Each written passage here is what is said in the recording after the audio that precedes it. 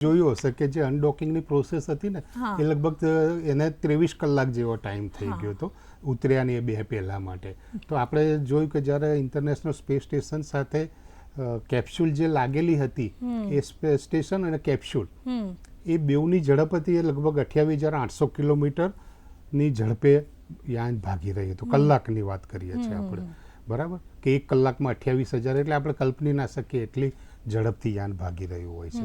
એ પછી 2 યાનને અલગ કરીને જે છૂટા પાડવાની પ્રોસેસ ચાલતી હોય છે જેને ડીમર્ન પ્રોસેસ કહે છે.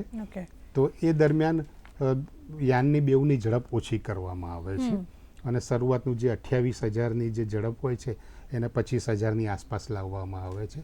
25,000થી પછી 500 કિલોમીટરની ઝડપે આવે ત્યાં સુધી પ્રોસેસ કરવામાં આવે છે. 500 કિલોમીટરથી પછી આપણે જેને કહીએ કે પેરાશૂટ દ્વારા એની ગતિને કંટ્રોલ કરીને 25 કિલોમીટર સુધી લાવવામાં આવે છે અને 25 કિલોમીટરથી પછી 0 એટલે એક આખી જે સ્પીડની જે કાર્યક્રમ હોય છે કે કયા રીતે ઘટાડવાની એ ચાલતો હોય છે. અને જે સૌથી જે ક્રુશિયલ જે સ્ટેજ જે છે એ છેલ્લી 45 મિનિટમાં બનતો હોય છે કે એ દરમિયાન જ 25,000 કિલોમીટરની ઝડપથી એકદમ શૂન્યની ઝડપ સુધી આવતા હોય છે અને એ ટાઈમે જ વાતાવરણની અંદર ઘર્ષણ થતું હોય છે. ને જ્યારે કોઈ પણ સ્પેસશિપ કે વાતાવરણમાં પ્રવેશે છે ત્યારે કયા એંગલથી પ્રવેશે છે એ બહુ મહત્ત્વનું હોય છે અને એના માટે 6 થી 7 ડિગ્રીનો એંગલ એ લોકોએ નક્કી કરેલો હોય છે. એ એંગલની બહાર નીકળી જાય તો શું થાય કે તમારે જે ધારેલા સ્થળે એનું ઉતરાણ કરવાનું હતું એ ના થાય.